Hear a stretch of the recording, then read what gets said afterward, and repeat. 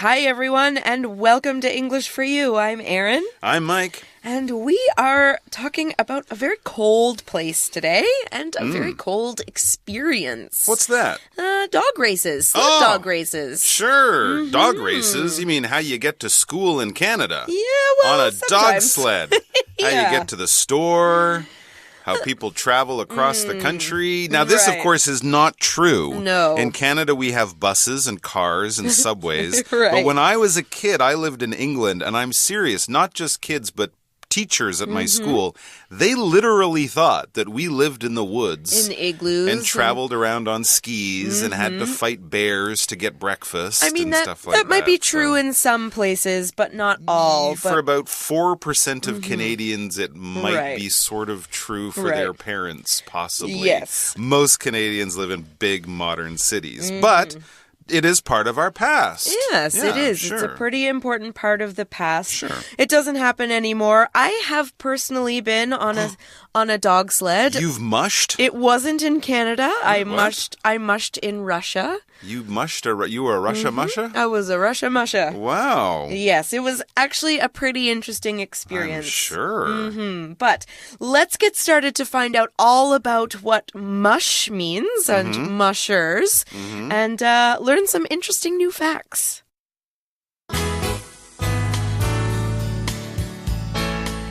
Reading.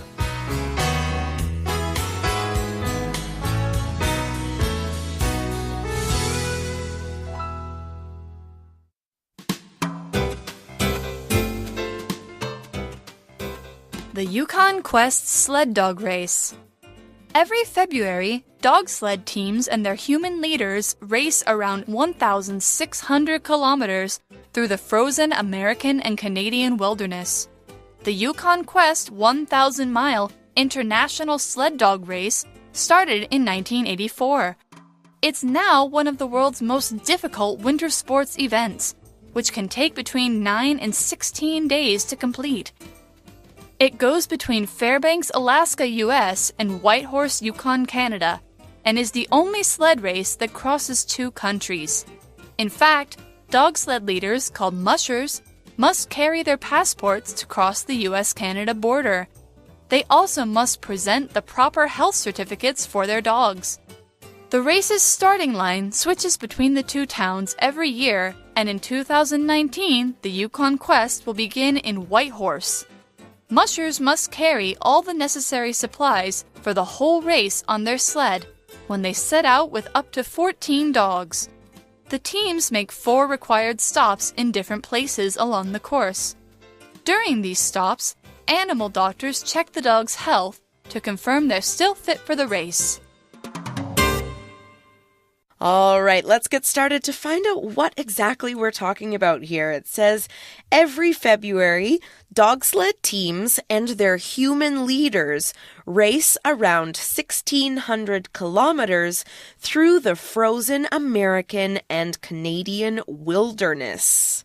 All right, so... My question is why? Yeah, I don't know. Why do that, and why in February? It's so cold. Do it in April, maybe. When there's no snow and you can't. Yeah. All right. Well, let's find out what we're talking about here with dog sled teams. A sled is a small vehicle that's used for traveling or carrying things across snow.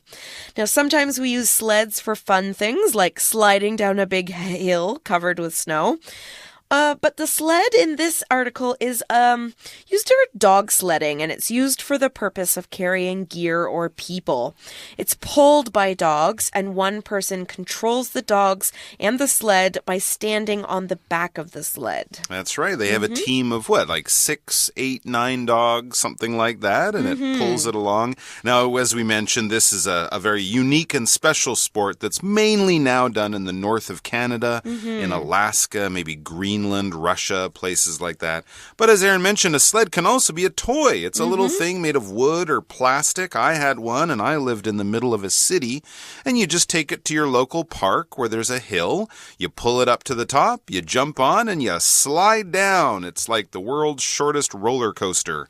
And that's their example sentence. At the top of the hill, the kids got on the sled and slid down. If you go to any cold country with snow or any cold city with snow, you can probably get yourself a sled ride. No dogs included. But this one does include dogs. That's why we call them dog sled teams. Both the sled, the driver, the musher, and the dogs. That makes the team. And this is a long race, 1,600 kilometers. My gosh, that would be like Taipei to Kaohsiung 3 times. Right. It's a long way. Approximately, because a kilometer is 1,000 meters, and this is 1,600 kilometers. It's, 500 or 600 kilometers maybe to down south from the north of Taiwan. Right. So, yeah, it's a very long distance. For our example sentence, we could say it takes about 15 minutes to walk 1 kilometer. Right. If you're walking kind of, casually, not running or racing. Right. And they're going across the frozen Canadian and American wilderness. That's right. So frozen is an adjective that describes something that's very cold and often hardened by ice and snow. Now, for example, frozen water, of course, we call ice. Now, ice, what happens is when the ice gets when water gets into the ground and then it's very cold and it freezes, the ground gets really hard. You can't dig in it. You can't put anything into it because it's frozen. So we would say the ground is frozen when that happens. Now, of course, in northern Canada during the winter, almost everything is frozen. Here's another example. Ron's hands felt frozen, so he put on some gloves. Of course, they weren't actually frozen because that would be a very serious problem for his skin and hands. But yes, we also use it just to say, I'm really cold.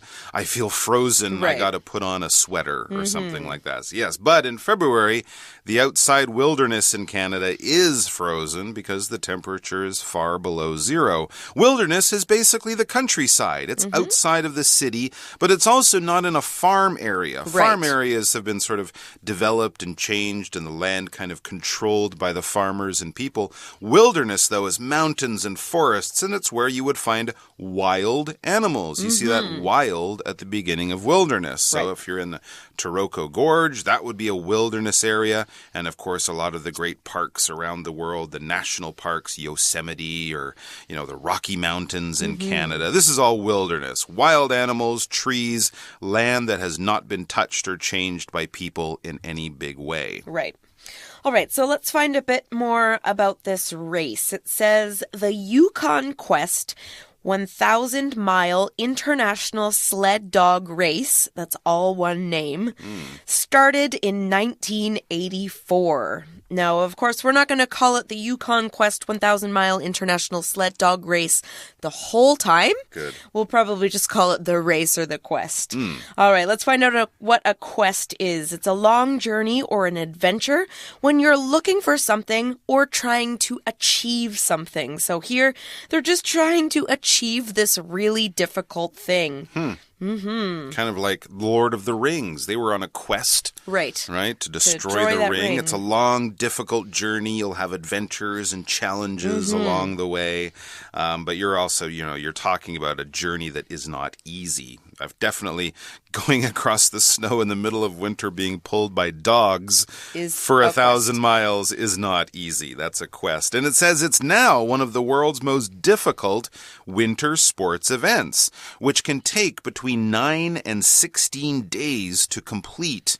This is not something you do in an afternoon. It will take many afternoons, between 9 and 16 days. That's a week and a half to just over 2 weeks. It would probably take me a month. I would probably die at some point, but yes, it would take them a month to find my body. But anyways, this is a tough challenge. Right. This is up there with the Tour de France or there was that Taiwanese marathon runner who ran a marathon across the Sahara Desert. That seems silly to me. And it was like 500 miles, and it takes days and days and days. So this is a very difficult thing. Do not try this unless you are a serious professional. And where does it actually start and finish? All right, it says here it goes between Fairbanks, Alaska, U.S. and Whitehorse, Yukon, Canada, and is the only sled race that crosses 2 countries. Ah, interesting. Now, we see a grammar pattern in that sentence. That is where we said the only, the very, the same, or just the adjective with an est, so a superlative like biggest or most or fastest. So we're using the only and then a noun, and then a that clause. So when we use the word that in this way, that becomes a pronoun and means the same thing as whom or which. Now, however, when we use the words only, very, same, or a superlative and a noun before that in this case, we can't replace that with the words whom or which. So let's look at the sentence in the article. It goes between Alaska and Yukon and is the only sled race that crosses two countries. Now, in this sentence, we're talking about things, so we would either say that or which. However, because we said the only sled race, that the only means we have to say that, and we can't say which.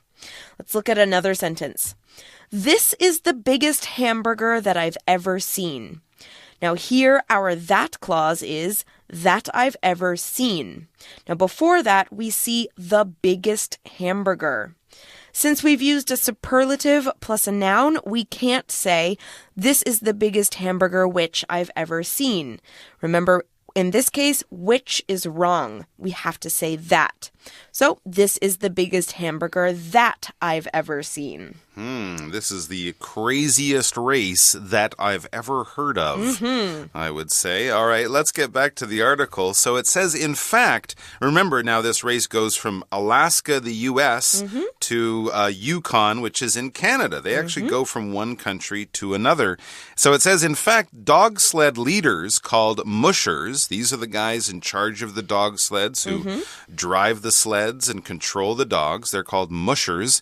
They must carry their passports to cross the U.S.-Canada border. Of course they do. They can't break the law. I guess not. And they want to make sure there's no terrorists among those mushers sneaking into Canada. But it's true, you know, just because you're part of a race doesn't mean you don't have to follow the law. Right. And as everyone knows, when you go from one country to another, unless you're like the king or a president or something, you have to show your passport. And what is a passport? It's that ID or travel document that you use when you go from one country to another. In Taiwan, it's a little book. Most countries, it's a little book, but in Taiwan, it's a little green book.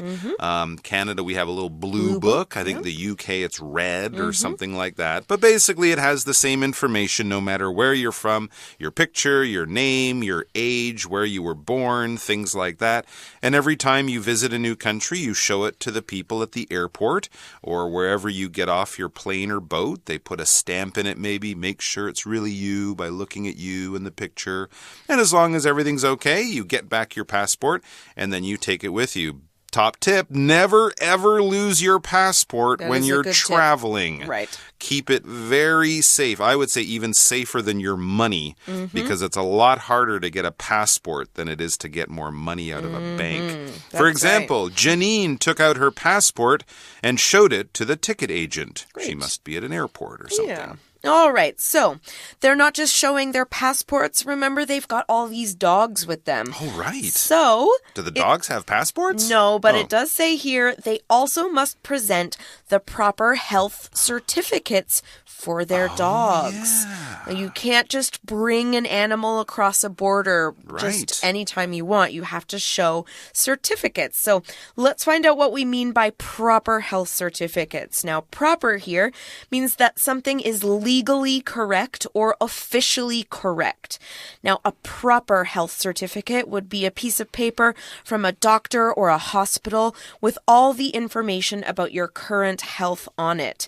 Now, it would have to be signed by your doctor to show that all of the information is correct. Now, in this case, it would come from the dog's doctor, so a vet or an animal doctor, and it would have all of the dog's information. It would show that they don't have rabies or other diseases, because if they do, they can't cross the border. Yeah, if you move to a new country and want to bring your pet with you, make sure you have the proper certificates. You'll need something very similar. They got the shots, they're healthy, they won't bring any diseases into this new country. So proper in that case is correct or official. We can also use proper just to say this is what fits the situation. Right. For example, you should wear the proper clothes when you go to a job interview. It's not really like special clothes. It just means the right clothes to look professional. Don't wear a bikini when you go to a job interview because they won't take you seriously. And a certificate is basically an official piece of paper that shows that you've done something, you're allowed to do something. You get a certificate when you graduate from a school. That's called a degree. You might need a certificate to show you've done the right kind of training if you want to get a job or something like that. If you do any kind of special class, like learn how to do some life-saving or first aid, at the end, they'll give you the certificate to say, you took the test, you passed the test, you did all the training. We certify, we guarantee that the person whose name is on the certificate, they're okay to do this job. They are trained and properly taught in how to do a special thing. Back to the article. So, we go from one country to another. Right. And then what happens? Well, we're going to talk about this starting line just a little bit more. Oh, okay. It says here, the race's starting line switches between the two towns every year. Oh. And in 2019, the Yukon Quest will begin in Whitehorse. Okay. So going from Whitehorse to Canada to Fairbanks to the U.S. And then exactly. next year they'll start in the U.S. And they'll finish up in Canada. That's just right. to give the people who live in those places a chance to see both the beginning and then the next year the end of the race. Right. That's kind of a nice idea. And when they do that, we say they are switching. Now, this verb switch means that when you switch between two things, you change from doing one thing to another thing. What we're saying here is that 1 year the race starts in Canada, the next year it starts in the U.S., and so on. There you go. Switching is just changing one for another. For Right. example, I don't like this color. Can I switch this shirt for that one? So it's the same style of shirt. It just means, I want a brown one and not a blue one. Something like that. You're just changing A for B. Back to the article. Mushers, remember those are the dog team drivers.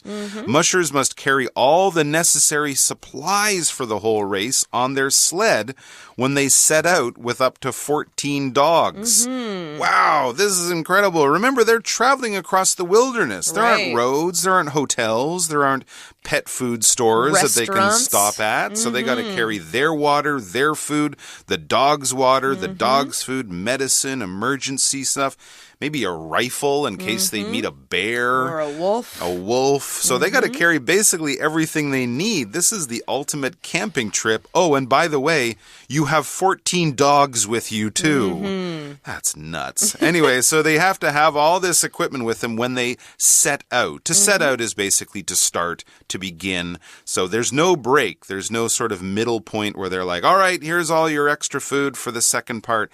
They have to carry everything they need for the whole race from the beginning when they set out. And this is with up to 14 dogs. That's right. So the phrase up to, and here we say up to something, usually up to a number or an amount, to say what the highest number or an amount can be, or the highest number that something will reach. Now here, the article is saying that each sled can have 14 dogs at the most. Now mushers cannot use 15 or 16 dogs. It's against the rules. It's too many. But they can probably have fewer than 14 dogs if they want, because we said up to, it means any number between basically 1 and 14. That's crazy. Now, so another example sentence, we could say up to 7 people can fit in this family-sized van safely. Wow. I guess sometimes the dogs get hurt or sick or things like that, so they have to switch them. That's why they need the extra dogs. Right. But they will carry everything they need. They will have extra dogs, but there will be some places where they can get help. Right. It would be dangerous if you just made them go out there for 2 weeks with no help. It says the teams make 4 required stops in different places along the course. Now, of course, they'll stop every night and camp, but at 4 points along the race, maybe every 2 or 3 days, there'll be these planned, organized places where they will stop, and that's just to make sure that everything is being done safely. Right. It explains it here in the last line of our article. It says, during these stops, animal doctors check the dog's health to confirm they're still fit for the race. That means what they're doing here is that if they're confirming that the dogs are still fit, they're just checking that the dog's health, weight, basically all of the things that they need to see if a dog is healthy. Now, if the dog isn't healthy, it isn't allowed to continue in the race. But if it is healthy, it can. I'm assuming they check out the people too. I would guess so, right. Yes. If you're sick with something, they might tell you to drop out of the race. All right. Well, we are going to stop right there. We'll be back in a moment with our For You chat. For You chat. All right. Today's For You chat question is, have you ever been in a race? Would you like to be in one? Let's talk about it. In the real world or in video game world? Let's say real world. The real world. Well, some running races when I was a kid at school. I've been in a couple of car races. My cousin races cars. So I joined him for a few days. That was kind of fun. But nothing like this. No. Nothing over several days, over a long distance. Yeah. It sounds like fun. Maybe not with dogs, but on a boat or in a car. One of those multi-day car races could be good fun. How about you? I think when I was in grade 6, I was in a swimming race. Oh, yeah. Swimming races. I've done those. I came last place. Oh, okay. I was very proud of my ribbon, though. Wow. I was very excited. They gave you a ribbon for sixth place. Sixth place. I think I had one for 5th and one for 2nd in the breaststroke. Very nice. All right. It's been a long time since I've been in a race. Yeah. I don't know if I could compete very well in a race these days, but maybe if I practiced, I like could. to watch them. Yeah, races are fun to watch. Yeah. But all right, what about you guys? I bet you guys have lots of sports day races you guys can talk about. Talk about winning one or what it feels like to not win one and how you can win the next one. We are all out of time for today, so we'll see you again tomorrow with day 2.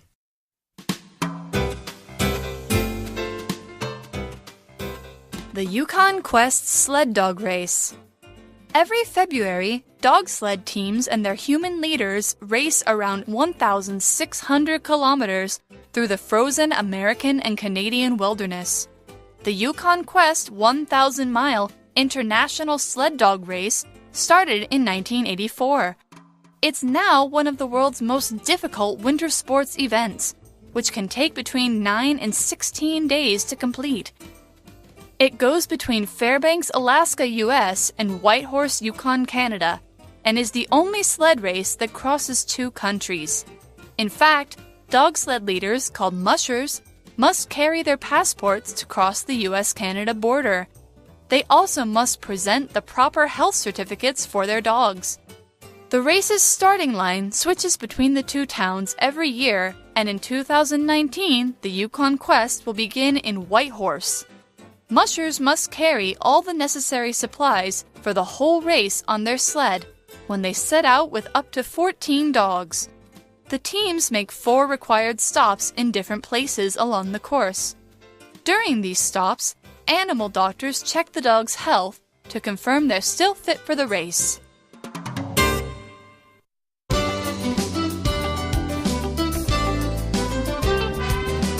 Vocabulary Review.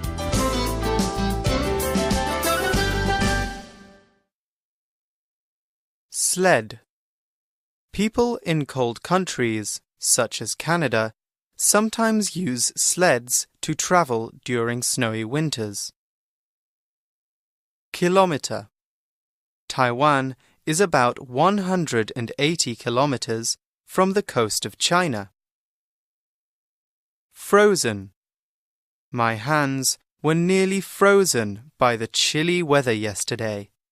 It was that cold. Passport.